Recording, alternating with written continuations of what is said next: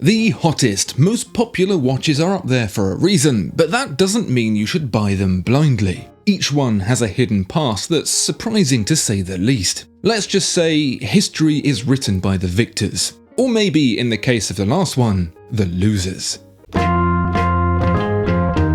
Rolex's splishy splashy Submariner is, without a doubt, the most desirable dive watch on the market today. Considered a landmark moment from a time when Rolex put its big boy pants on and began its journey to world domination. It's a well-told tale now published in a 252-page book, but right out of the gate it's already shrouded in uncertainty. Because, according to Rolex, that yarn first span up in 1953. It's the date Rolex went with, and it's sticking with it. The 50th anniversary green-bezeled Submariner LV was announced at Basel World 2003, which some basic calculation will tell you is 50 years after 1953. But if we're using Basel World as the benchmark for a watch's arrival unto the world, then we've got a problem. Because the original Submariner didn't get its time in the limelight at the world's most prestigious watch fair until 1954.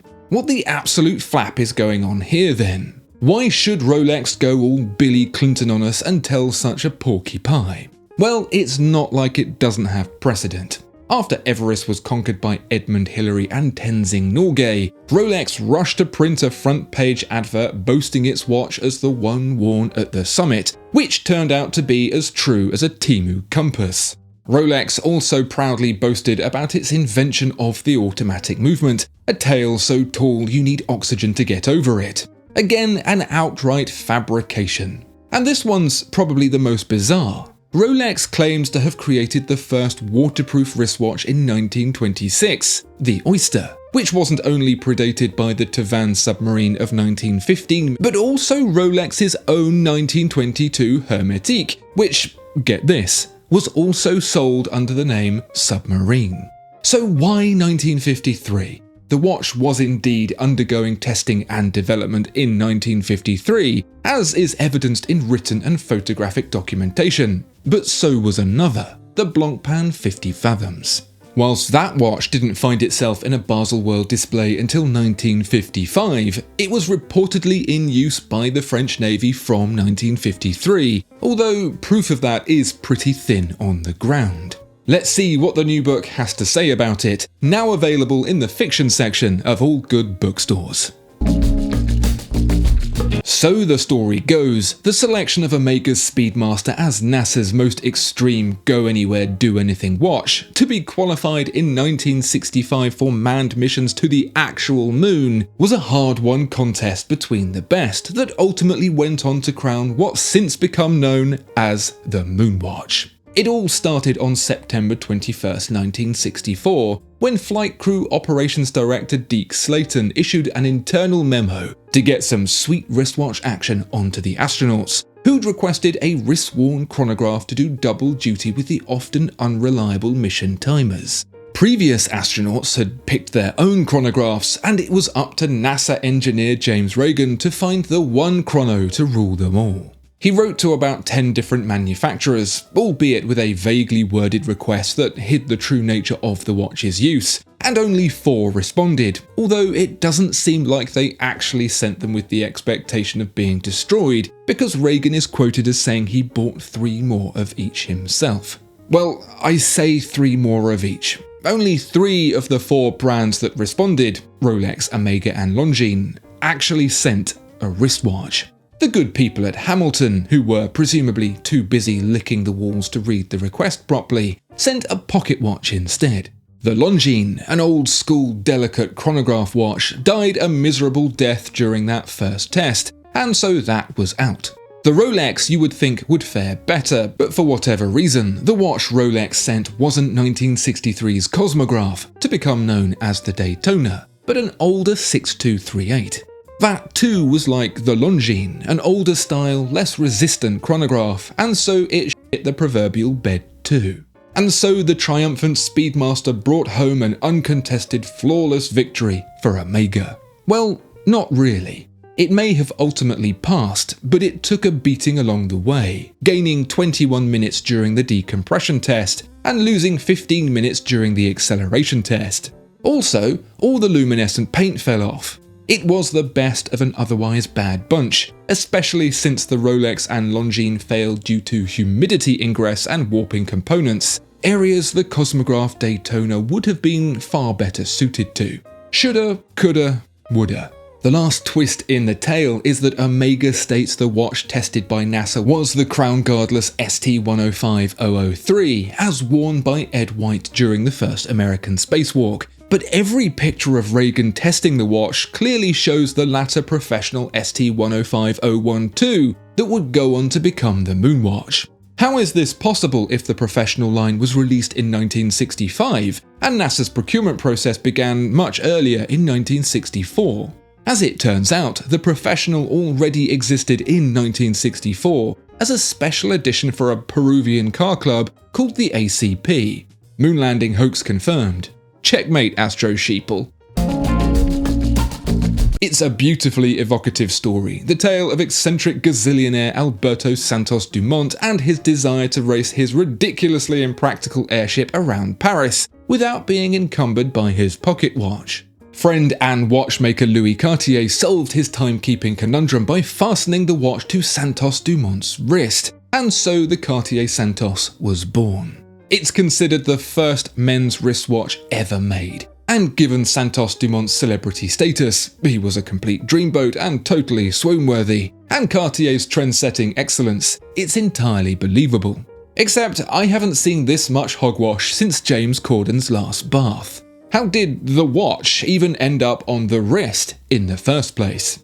Well, it started with old jealousy pants King Charles II, who got fed up of seeing his courtiers dripped out in French couture and demanded they wear his new invention instead, the waistcoat. Previously, watches had been worn around the neck as a pendant, a style originating from the watch's inventor, Peter Henlein, who repurposed a pomander to house his miniature movement. Since you're wondering, a pomander is a medieval pendant with a small metal cage on the end, which would be filled with scented materials to mask the stank between baths and the rot of disease. Since Charlie had deigned a nation's men to wear waistcoats, they now had somewhere to keep their tickers. That little flap made England the world's best at making pocket watches, and would become the inspiration for Trey Parker and Matt Stone's 2004 smash hit single, I've Got Something in My Front Pocket. But what about the women? Were they destined to wear their watches around their necks and look all skanky forever, riddled with cooties? Well, no. Because in 1810, Breguet suggested to the Queen of Naples that she might like to try his strap-on. It was the first wristwatch ever and would go on to set the trend amongst women. And of course, if women like it, men think it's lame-o. So the wristwatch didn't start appearing on the hairier of wrist until necessity prevented otherwise. By the 1880s, British Army soldiers had succumbed to the need for a convenient time-telling format when in the field and especially on horseback. By the turn of the century, manufacturers like Omega, Longines and IWC all had men's wristwatches in their collections. So although Cartier Santos may have been more popular than other men's wristwatches, it wasn't the first. Still, Santos Dumont's an absolute baller. The often repeated story of how Breitling's journey into aviation led to its creation of the pinnacle of wrist-worn mechanical computation, the Navitimer, seldom includes a pivotal detail that could have changed the course of history for Breitling entirely, and the world. Once the Wright brothers had cracked heavier-than-air flight, the arms race to get bigger and better planes into the sky was exponential, and presented a completely new industry for businesses to take a risk on. Think of it like that era's NFT, but actually useful. By the 1920s, post-World War I, the true potential of the aeroplane had been understood, with air aces like the Red Baron demonstrating what superiority of the sky could really mean. This presented a huge opportunity for suppliers of things like goggles, long billowy scarves, and in particular, chronographs, an endeavour Leon Breitling had focused his attention on from the founding of the brand in 1884. Leon's son had the genius idea of making a wrist-worn chronograph to make things easier in the cockpit, and even moved the chronograph monopusher away from the crown for further ease of use, leaving the pilot free to focus on distracting gravity. But this was when airplanes were more or less motorised sheds. As they improved, so did the equipment inside them, and that's when Willy Breitling, who took over the business at the young age of just 19, decided Breitling needed to jump into aviation with both feet. That's when he founded Wheat Aviation, an aircraft instrument company that specialised in 8-day clocks and chronographs. These were explicitly for fitment inside aircraft and couldn't be wrist-worn. Well, I suppose anything fits up to the wrist if you try hard enough, which was a big deviation from the previous half-century of business for Breitling. But Willy was convinced it couldn't go wrong. Well, unless Germany started a global ruck again, but since they'd only just finished the last one, surely they wouldn't. Wheat Aviation was founded in 1938, with Willy landing one of the biggest clients possible, the British Royal Air Force. And then, in 1939, shit really kicked off. Very soon, Switzerland was surrounded and Breitling was unable to export his instruments to the RAF. Willy would have to sell to the Nazis like many of the other Swiss watchmakers, or face bankruptcy. What did Willy do?